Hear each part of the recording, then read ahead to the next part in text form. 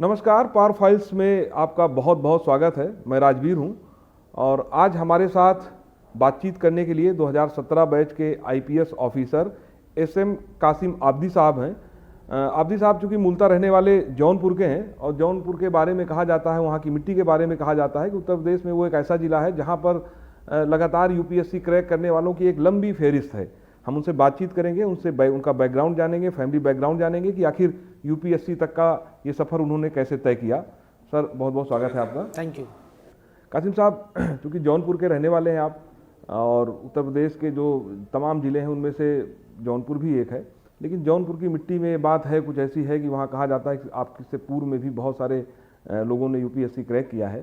तो आपका जो व्यक्तिगत जीवन रहा है, खासतौर पर पारिवारिक जो फैमिली बैकग्राउंड रहा है, वो कैसा रहा है? जौनपुर में कहाँ के रहने वाले हैं और यूपीएससी तक का ये सफ़र आपने कैसे तय किया?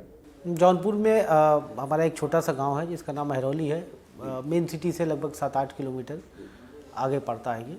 और हम लोग शुरुआती जो एजुकेशन थी वो जौनपुर की थी। 12th तक मैं जौनपुर में ही रह करके पढ़ा लिखा। उसके बाद फिर मैंने ITBHU से ग्रेजुएशन किया। मैं 2010 में मैं पास आउट हुआ वहाँ से ITBHU से, और उसके बाद फिर मैंने तैयारी शुरू किया यूपीएससी की। मतलब आप शुरुआत पूछिए, अगर एजुकेशन की अगर 12th तक की बात कीजिए तो 10th तक वहाँ पर एक कॉन्वेंट स्कूल है जिसका नाम है सेंट पैट्रिक, और फिर उसके बाद डॉक्टर रिजवी लर्नर्स अकेडमी। इन दो स्कूलों में मेरी शुरुआती एजुकेशन रही, और उसके बाद फिर बनारस, और बनारस के बाद फिर यूपीएससी, और यूपीएससी के बाद फिर। अच्छा, मैं आपके बारे में पढ़ रहा था तो शायद छठा प्रयास था जब आपने इसको क्रैक किया। 5th अटेम्प्ट था, 6th में तो आप वो आ ही गए। अच्छा सर, परिवार में कौन कौन से लोग हैं? चूँकि मैं और भी पढ़ रहा था। हमारा छोटा सा परिवार है जिसमें मैं, मदर, फादर और हमारी सिस्टर। हम लोग एक्सटेंडेड फैमिली है, चाचा जी साथ में ही रहते हैं हम लोग।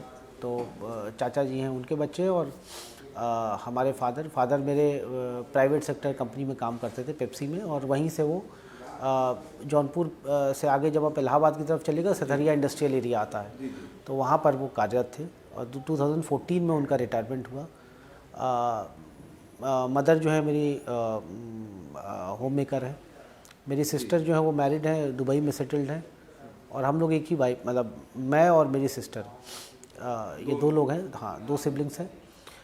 इसके अतिरिक्त मतलब हमारे यहाँ जैसे अगर आप सिविल सर्विसेज की बात करें तो मेरे मामा जी हैं, वो IRS इनकम टैक्स में कमिश्नर के पद पर अभी कार्यरत हैं। तो हमें लगता है यहीं से प्रेरणा मिली आपको, मामा जी चूँकि पहले से थे। तो अच्छा, कब आपके मन में पहली बार ये कब आया कि आपको यूपीएससी में जाना चाहिए? कब आपने सोचा? चूँकि हाई स्कूल इंटर तो आपने वहीं से किया, उसके बाद ITBHU आप आ गए, तो ये मन में कब ख्याल आया आपके कि भाई अब यूपीएससी की तैयारी करते हैं? देखिए, एक माहौल तो घर का पहले से ही था, क्योंकि हमारे चाचा जी हैं, उन्होंने भी तैयारी किया, प्रयास किया यूपीएससी और स्टेट PCS में। मामा जी थे, उन्होंने प्रयास किया, उनको सफलता मिली। और तो एक तरह से जो इनिशियल, जो इसको कहिए, जो इम्पेटस है, जो इनिशियल बैकिंग है, वो वहीं से मिली। उसी परिवेश में पले बढ़े। मामा जी को देखा, उनसे प्रेरणा लिया। चाचा जी का जो तैयारी करने का तरीका था उसको देखा, उससे प्रेरणा लिया। और कहीं ना कहीं फिर उसके बाद जो आपने जैसा भी बताया अपने इंट्रोडक्शन में कि जौनपुर ऐसी सरजमीन है जहाँ से सिविल सर्विसेज में काफ़ी सारे लोग निकलते आए हैं। तो एक तरह से जब आप अपने इर्द गिर्द लोगों को देखते हैं तो आपके मन में स्वतः ही भाव उत्पन्न होता है कि अगर ये कर सकते हैं तो हम क्यों नहीं कर सकते, और हमें भी करना चाहिए। हाँ, प्रयास किया, निश्चित तौर पर असफलताएं भी मिली,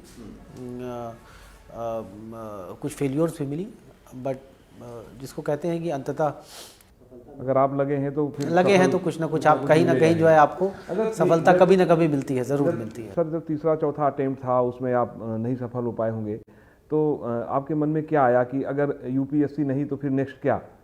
कई बार ऐसा होता था कि अब लास्ट, क्योंकि ये एक प्रोसेस ऐसा होता है कि थ्रू आउट ईयर चलता है, 1 साल का पूरा एग्ज़ाम होता है, प्री मेंस इंटरव्यू की साइकिल, और आप किसी भी साइकिल पर यदि फेल होते हैं तो आपको वो साइकिल दोबारा स्टार्ट करनी होती है। तो मैंने कई बार इंटरव्यू दिया, इंटरव्यू में नहीं हुआ, तो एक निराशा तो होती थी जब आप उतनी आगे तक जाते हैं और फिर आपको ऑल ओवर अगेन शुरू से स्टार्ट करना होता है।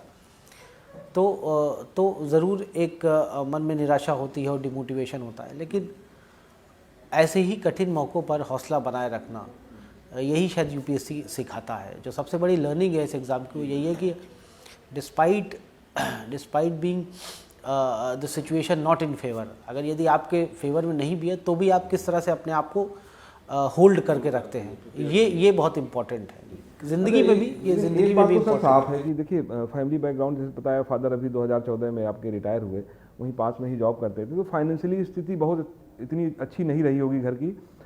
ऐसे में जो है लगातार भाई घर का सपोर्ट, घर के फैमिली मेम्बर्स के सपोर्ट की बड़ी ज़रूरत होती है।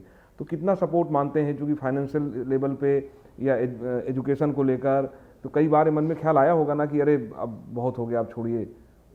डेफिनेटली बहुत ज़्यादा। अगर सिंगल इम्पॉर्टेंट कोई चीज़ होती है आपके लिए जब आप तैयारी कर रहे होते हो तो फैमिली सपोर्ट, मतलब अगर आपकी फैमिली, मेरी फैमिली फॉर्चुनेटली बहुत ज़्यादा सपोर्टिव थी, मतलब तमाम कई बार ऐसा हुआ कि असफलताएं भी रहीं, लेकिन उसके बाद भी लगातार प्रयास करते रहे और उसमें अटेम्प्ट देते रहे।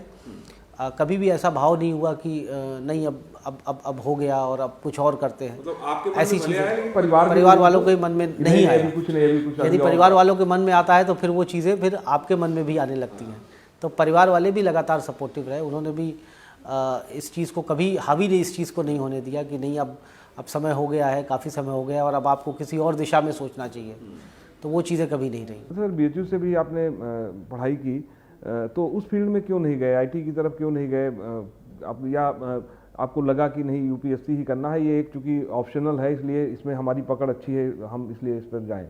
नहीं, जैसा कि मैंने आपको बताया कि बीएचयू का, बनारस का भी माहौल जो है वो बहुत कॉम्पिटिटिव एग्जाम ओरिएंटेड माहौल है। तो वहाँ पर भी हम लोग 3-4 लड़के साथ में आए और होता है ना कि चलिए साथ में ही तैयारी करते हैं, तो एक तरह से इनिशियल इम्पेटस मिल जाता है, जिसको थ्रस्ट कहते हैं, वो मिल जाता है। उसके बाद तो फिर जब आप तैयारी करना शुरू कर देते हैं, फिर उसके बाद गाड़ी जो है वो बढ़ जाती है। फिर आप 1 साल 2 साल के बाद ये नहीं कह सकते नहीं अब मुझे तैयारी नहीं करना, मुझे कुछ और करना है, फिर वो आपके पास ऑप्शन नहीं रहता है। जॉब ऑब्वियसली मेरा कैंपस प्लेसमेंट भी हुआ था, बट वो ऑप्शन था कि वहाँ पे करना है या नहीं करना है, वो एक डिसीजन था जो जाहिर सी बात है मेरा इंडिविजुअल डिसीजन वो नहीं हुआ, नहीं होता है।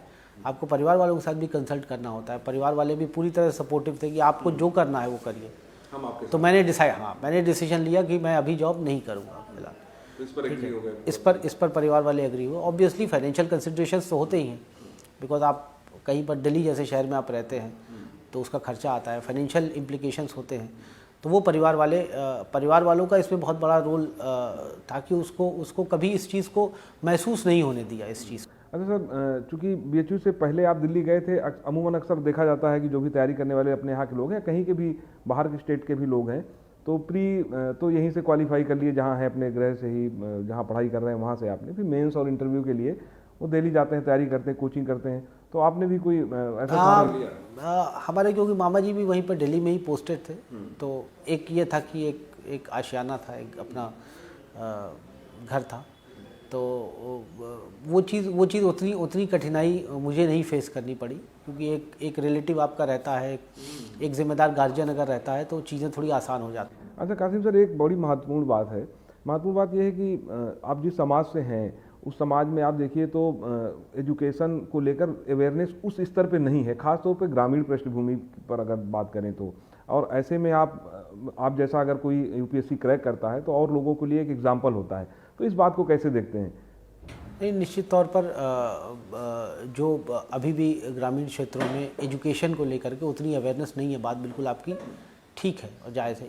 इसीलिए आप जैसे इस तरह के प्रोग्राम्स हैं, इसके माध्यम से लोगों तक पहुँचे। आज देखिए डिजिटल एरा है, आज गांव में बैठा व्यक्ति भी इंटरनेट सेवाएं ले रहा है। गांव में बैठा व्यक्ति भी इस समय यूट्यूब पे वीडियो अपलोड होगी और वो कहीं पर भी बैठा हुआ उसको देख सकता है और उससे प्रेरणा ले सकता है। तो प्रेरणा आप कहीं पर भी बैठे हुए आप प्रेरणा ले सकते हैं, इंस्पायर हो सकते हैं, आप चाहे गांव में हो चाहे शहर में हो। और जो क्वालिटीज़ हैं, जो मुझे लगता है जो यूपीएससी सिखाता है कि आपको हिम्मत नहीं हारनी है, आपको फेल्योर्स एक्सेप्ट करनी है और आपको आगे बढ़ना है। और ये नित्य प्रक्रिया है, ये कंटिन्यूअस प्रोसेस है और इसमें अपने आप को, जिसको कहते हैं गुणात्मक सुधार, लगातार जो है कंसिस्टेंट इम्प्रूवमेंट आपको करते रहना है। अपनी कमियों को देखना है, अपनी स्ट्रेंथ और वीकनेसेस को पहचानना है कमियों को, वीकनेसेस को दूर करना और स्ट्रेंथ को और मजबूत करना है। तो यही एक कंटिन्यूअस प्रोसेस है और मुझे लगता है ये लाइफ का इम्पॉर्टेंट लेसन भी है कि आप जब फेल्योर आप देखते हैं तो फेल्योर को एक्सेप्ट करना चाहिए विद ऑल ह्यूमिलिटी और उसके बाद उसको आगे बढ़ना चाहिए। जब लास्ट 2017 में 16 में रिजल्ट आया होगा आपका, तो जब आपने रिजल्ट देखा और यूपीएससी में आपका सिलेक्शन हो गया, आईपीएस आपको मिला, होम कार्डर मिला, होम कार्डर आपका यूपी, चूँकि घर भी है यहाँ मिला, तो सबसे पहला रिएक्शन क्या था? घर वालों से बात हुआ तो क्या क्या कुछ? निश्चित वो, क्योंकि कार्डर पहले पता नहीं चलता, कार्डर तो बाद में ही पता चलता है, बट डेफिनेटली एक सर्विस में इतने साल के बाद आपको पहली बार कोई सफलता मिलती है, निश्चित तौर पर उसका एक अपना मूल्य होता है और वो सफलता पाने के बाद फिर जाहिर सी बात है इंसान जैसे कहते हैं ना कि बंजर धरती पर एक पानी के समान वो होता है। किसी चीज़ को आप शिद्दत से चाहते हैं और वो आपको नहीं मिल रही होती है, फिर आपको एकदम अचानक से वन फाइन डे वो मिलती है, तो निश्चित तौर पर वो बड़ा शब्दों में भी बयान नहीं किया जा सकता है। वो बड़ा वैसा मोमेंट होता है, बड़ा इमोशनल भावुक मोमेंट होता है, ठीक है। और लाइफ में इस तरह के मोमेंट शायद हर किसी की लाइफ में आते भी नहीं होंगे। मैं किस्मत वाला था, फॉर्चुनेट था कि इस तरह का मोमेंट आया। हर किसी की लाइफ में आते हैं, मेरा कहने का मतलब है कि इस मतलब कोई ज़रूरी नहीं है, हर किसी के लिए खुशी का पैरामीटर अलग है, ठीक है, कि जिसको क्या चाहिए है। मुझे मुझे मुझे मुझे ये चाहिए था, मुझे ये मिला, किसी को कुछ और चाहिए होता है, उसको वो मिलता होगा। बट जब भी वो चीज़, किसी चीज़ को आप बहुत शिद्दत से चाहते हैं और वो जब आपको मिलता है, वो सफलता मिलती है, तो फिर वो उसकी अनुभूति अलग होती है। अच्छा सर, चूँकि आप अब पुलिस अधिकारी हैं और सबसे बड़ी बात यह है कि जो आम लोग हैं उनका एक बड़ा भरोसा होता है पुलिस पर, क्योंकि कोर्ट का तो बाद में हो जाते हैं, पहले पुलिस पे आते हैं न्याय को लेकर, एक बड़ा भरोसा होता है। लेकिन कई मामलों में ऐसा भी देखा गया है कि कई बार लोगों का भरोसा टूट जाता है। तो ऐसे में आपको क्या लगता है कि कितनी बड़ी जिम्मेदारी है ये पुलिस के लिए, एक पुलिस ऑफिसर्स के लिए, आपके लिए? निश्चित तौर पे ये बड़ी जिम्मेदारी है। आपको सिस्टम के ऊपर जो लोगों का भरोसा है, फेथ है, उसको रिस्टोर करना है। और ये जो ख़ास तौर से जो अब यंग जनरेशन्स आ रही हैं, उनका ये दायित्व है, उनकी रिस्पॉन्सिबिलिटी है कि वो क्रेडिबिलिटी जो नहीं है, जो सिस्टम में कम हुई है over a period of time, अनेक कारण हैं, उसको सिस्टम की क्रेडिबिलिटी को दोबारा से रीइंफोर्स करना है। ये चैलेंजिंग टास्क है और इसके लिए हम लोग लगातार, हमें प्रयासरत रहने की आवश्यकता है कि लोगों में, आम जनमानस में जो विश्वास है वो पैदा हो और जो सिस्टम में जो फेथ है वो और स्ट्रॉन्ग हो। सर, अगर यूपी की बात करें, उत्तर प्रदेश चूँकि देश का सबसे बड़ा राज्य है और उत्तर प्रदेश में महिला अपराधों को लेकर एक हमेशा चर्चा में रहता है, कानून व्यवस्था के साथ साथ महिला अपराध को लेकर हमेशा चर्चा में रहता है। आपको लगता है कि उत्तर प्रदेश पुलिस में महिलाओं की जो संख्या है उसको और बढ़ाया जाना चाहिए, उसमें और सुधार की ज़रूरत है, या महिला थाने जो बने हैं, पिंक बूथ जो अभी आप लोगों ने नए डेवलप किए हैं, इनको और बड़े लेवल पे होना चाहिए, तो इससे ज़्यादा सहूलियत होगी? नहीं, निश्चित तौर पर देखिए, शासन प्रशासन की भी जो आप प्रायोरिटीज़ में अगर आप देखिए तो मेरे ख्याल से महिला विमेन एम्पावरमेंट, महिला सशक्तिकरण और क्राइम अगेंस्ट विमेन, इनको कम करना, ये टॉप मोस्ट प्रायोरिटी है सरकार की भी, शासन की भी। तो इस डायरेक्शन में हमें काम करना है, काम हो भी रहा है और ज़्यादा शिद्दत के साथ, इंटेंसिटी के साथ उसको काम को करना है। क्राइम अगेंस्ट विमेन मतलब ज़ीरो टॉलरेंस अप्रोच जिसको कहते हैं, ये नीति होनी चाहिए। बिल्कुल बिल्कुल, इसमें कोई दो राय नहीं कि ज़ीरो टॉलरेंस जब महिला संबंधी अपराध की मामला आता है तो हम लोग भी इसी नीति के तहत काम करते हैं कि जो व्यक्ति है उसको तत्काल जो कार्रवाई हो वो होनी चाहिए और जो रिलीफ जो है वो महिला को मिलना है वो उसको तत्काल मिलना चाहिए, जिससे कि ये आभास हो, ये महसूस हो आम लोगों को भी कि महिलाएं सेफ़ हैं। एक सेफ्टी की भावना जो है वो उत्पन्न कराना, वो पुलिस का एक इम्पॉर्टेंट टास्क है हमारे लिए। अच्छा सर, अगर पुलिस सुधार की जब अक्सर बात होती है पुलिस सुधार को लेकर, तो काफ़ी समय पहले उत्तर प्रदेश के एक पूर्व डीजीपी थे जिन्होंने एक सुप्रीम कोर्ट में एक रिट भी डाली थी और उनका ये तर्क था, फिर सुप्रीम कोर्ट ने उनसे सुझाव मांगा कि आप कमेटी बना के आप सुझाव दीजिए। एक कमेटी भी बनी थी, उसमें ये सिफारिशें की गई थी कि जो पुलिस का कार्य है उसको थोड़ा सा डिवाइड कर देना चाहिए 3 पार्ट में, क्योंकि कई बार ऐसा होता है कि एविडेंस कलेक्शन में सही ना हो पाने के कारण तमाम ऐसे अपराधी हैं जो कोर्ट से छूट जाते हैं। 3 पार्ट जो उन्होंने बताए थे उसमें एविडेंस का एक अलग पार्ट बताया था, लॉ एंड ऑर्डर एक अलग पार्ट, और सिक्योरिटी एक सुरक्षा एक अलग पार्ट बताया था। तो आपको लगता है कि क्या वास्तव में इस ओर थोड़ा सा आगे बढ़ना चाहिए क्या? हाँ, निश्चित तौर पर देखिए, जो कमेटी थी, मेरे ख्याल से शायद आप प्रकाश सिंह सर की बात कर रहे हैं, उन्होंने बहुत सारी, उस कमेटी ने बहुत सारी रिकमेंडेशन दिया जिसको सरकार ने एक्सेप्ट भी किया, और बहुत सारी ऐसी रिकमेंडेशंस हैं जो कि अभी अंडर कंसिडरेशन है। जो आपने जैसे कहा कि स्पेशलाइजेशन की आवश्यकता है, तो जैसे कमिश्नरेट सिस्टम इस्टेब्लिश हुआ तो इसमें क्राइम अगेंस्ट वुमेन का एक अलग वर्टिकल हुआ, ट्रैफिक का अलग विंग हो गया, तो ये भी एक तरह से स्पेशलाइजेशन ही है कि आप जो है वो एक सेगमेंटेशन कर रहे हैं कि क्राइम अगेंस्ट वुमेन एक पूरा वर्टिकल है, वो देखेगा, ट्रैफिक एक वर्टिकल है, वो देखेगा, सुरक्षा एक वर्टिकल है, वो देखेगा। तो मेरे ख्याल से आने वाले समय में इस पर और विचार करने की आवश्यकता है, और इसमें और कैसे उसको सुधार कर सकते हैं, इस सिस्टम में कैसे ट्वीक कर सकते हैं कि जिससे और ज़्यादा इफेक्टिवनेस हो और ट्रांसपेरेंसी आए। सर, चूँकि आप लोग युवा हैं, और अगर पहले के आईपीएस ऑफिसर जो 30 साल 35 साल पहले सिलेक्ट हुए, उनमें इस तरह की समस्याएं नहीं आती, लेकिन आप लोग इस तरह की समस्या फेस करते होंगे कि साइबर क्राइम जो है वो काफ़ी बढ़ा। अब आप लोग नए हैं, तकनीक से भी लैस हैं, पढ़ाई भी आपने वो की है, तो आपको लगता है कि साइबर को लेकर और चीज़ें, और कुछ हमें इक्विपमेंट्स बढ़ाने चाहिए, या उसको रोकने के लिए और कुछ अलग से तकनीक की ज़रूरत है, हम आपके पास और मैन पावर होना चाहिए? नहीं, निश्चित तौर पर साइबर अपराध एक बढ़ती चुनौती है पुलिस के लिए, और उस चुनौती से लड़ने के लिए अभी हमारे पास उतना हमें लगता है कि अभी काफ़ी कुछ इसमें करने की आवश्यकता है। साइबर थाना हर जनपद में मौजूद है, साइबर हेल्पलेस आपने देखा होगा हर थाने में मौजूद है, बट उसके क्रियान्वयन के लिए उसमें ट्रेन मैन पावर को ट्रेन करना, उसके इक्विपमेंट्स, उसकी ट्रेनिंग, ये इम्पॉर्टेंट कंपोनेंट है। ट्रेनिंग वगैरह होती भी रहती है, लेकिन और इसमें पब्लिक प्राइवेट पार्टिसिपेशन जिसको कहते हैं, जो प्राइवेट सेक्टर्स हैं उनसे कोलैबोरेट करके और फिर वो ट्रेनिंग मॉड्यूल डेवलप करना, मैन पावर को ट्रेन करना, केवल अधिकारी ही नहीं बल्कि down the line from constable up to sub inspector, inspector, सभी को डाउन द लाइन ट्रेन करना, साइबर फोरेंसिक्स के बारे में बताना, ये सब चीज़ें महत्वपूर्ण हैं। और आने वाले समय में क्योंकि इस तरह के अपराधों में और वृद्धि होगी, तो इसलिए इन चुनौतियों के दृष्टिगत प्रॉपर ट्रेनिंग और प्रॉपर उनकी मेंटरिंग होने की आवश्यकता है। सर, अभी आप लखनऊ कमिश्नरेट में डीसीपी उतरी हैं, और जाहिर सी बात है ये थोड़ा सा ये कमिश्नरेट उत्तर प्रदेश की राजधानी है, एक बड़ा चैलेंज है कानून व्यवस्था को लेकर। तो पहले तो मैं जानना चाहता हूँ कि पहली पोस्टिंग कहाँ हुई थी?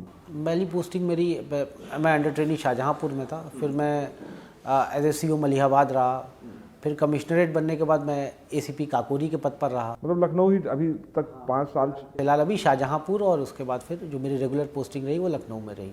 अच्छा सर, चूँकि अभी वक्त तो कम हुआ है, अभी तो बहुत अनुभव से गुजरना है आपको, लेकिन इस दौरान कोई ऐसा अनुभव हुआ क्या कि जब आपको बड़ा ऐसा फील हुआ हो कि किसी के लिए हमने बड़ा अच्छा काम किया? या कभी कभी होता है शुरुआती दौर में कि कभी आपको लगा हो कि कोई अचानक से आया हो, और बहुत सारे लोग आते हैं, रोज़ आते हैं पास शिकायतें लेके, तो कभी कभी ऐसा भी होता है कि कोई डिसीजन ऐसा हो गया, आपने किसी SO को बोल दिया कि इसके खिलाफ कार्रवाई करो, फिर आपको सडनली लगा कि नहीं यार ये गलत हो गया, वो तो सही नहीं है, क्या इस तरह की सिचुएशन?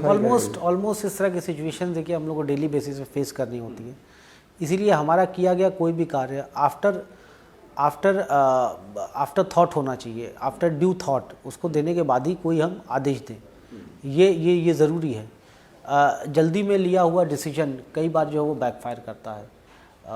मेरी आदत है, मैं चीज़ों को एक बार उसका परीक्षण करने के बाद ही किसी नतीजे पर पहुंचता हूं। तो निश्चित तौर पर देखिए गलतियां होती हैं, इंसान है तो गलतियां होंगी, पर उस गलती को रेक्टिफाई करना ये इम्पॉर्टेंट है। आपसे गलती होगी, आप उसको एक्सेप्ट कीजिए कि हाँ गलती हुई, और फिर उसको सुधार कीजिए। बहुत सारे ऐसे मौके, कोरोना काल आप सब लोगों ने देखा है, हम सब लोग उसमें जब लोगों की मदद करते तो वो एक सेटिस्फैक्शन आता था। महिला है, गर्भवती महिला है, उसकी आपने मदद किया, क्योंकि उस समय आपने देखा होगा कि हॉस्पिटल सारे भरे हुए थे, जो गायनोकोलॉजिस्ट थी डिलीवरी नहीं हो पा रही थी। एक महिला थी, मुझे याद है, मैं काकोरी में उस समय पोस्टेड था, और उस समय हॉस्पिटल में जो है वो बेड्स नहीं अवेलेबल थे, एडमिशन नहीं आता। तो मैंने बात करके और किसी तरह फिर उसने, महिला ने एक प्यारे से बच्चे को जन्म दिया। तो वो एक मतलब इस तरह के अनेकों किस्से, हाँ उस तरह की जिसको कहते हैं कि वो आपके दिमाग में कहीं ना कहीं वो इम्प्रिंट हो जाती हैं। और अच्छा लगता है जब उन स्मृतियों को याद कीजिए तो अच्छा लगता है आपको। अच्छा सर, जो अभी और भी बहुत सारे स्टूडेंट्स हैं जो यूपीएससी की तैयारी कर रहे हैं, और चूँकि आप उनके एक एग्जाम्पल भी हैं कि जिस फैमिली बैकग्राउंड से निकल के आए, आपने एक एग्जाम्पल सेटअप किया, तो ऐसे लोगों के लिए जो कभी कभी परेशान हो जाते हैं, हताश हो जाते हैं कि यार अब तो बहुत हो गया, इतनी बार हुआ, इंटरव्यू से बाहर आ गया, मेंस भी इस बार क्वालिफाई नहीं हो पाया, तो ऐसे लोगों के लिए क्या कहना चाहेंगे? मैं यही कहूँगा कि आप उस पथ पे चलते रहिए, उस पथ पे चलते रहिए। उसमें असफलताएं हैं, बट अगर आप किसी चीज़ के लिए लगातार लगे हुए हैं, किसी टारगेट को आप परस्यू कर रहे हैं, तो आपको सफलता ज़रूर मिलेगी। आपको हताश होने की आवश्यकता नहीं है। एक बार नहीं हुआ, 2 बार नहीं, वो होगा, सफलता मिलेगी।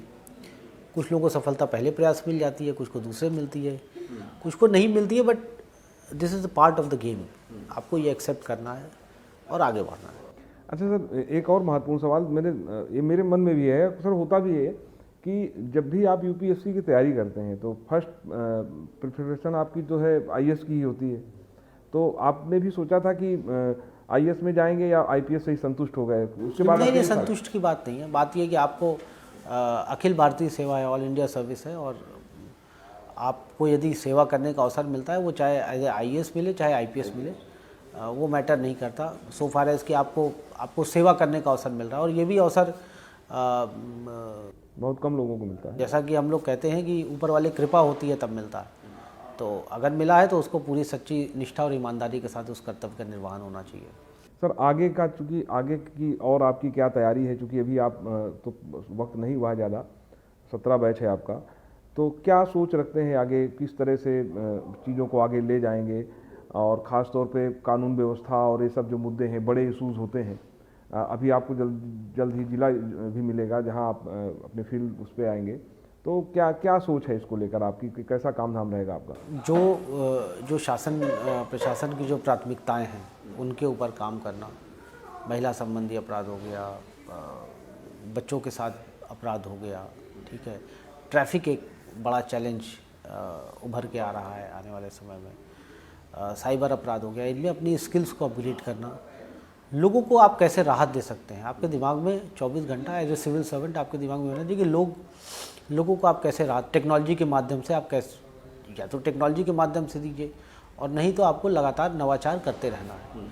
उस नवाचार के माध्यम से आप लोगों तक कैसे पहुंच सकते हैं, उनकी कैसे मदद कर सकते हैं, यही चैलेंज है आने वाले समय में, और इसके ऊपर काम करने की आवश्यकता है। हम लोग भी इसके ऊपर, ये हम लोगों की जिम्मेदारी है कि इस बारे में लगातार सोचते रहना और इसमें सुधार कैसे ला सकते हैं, इसके ऊपर विचार करना।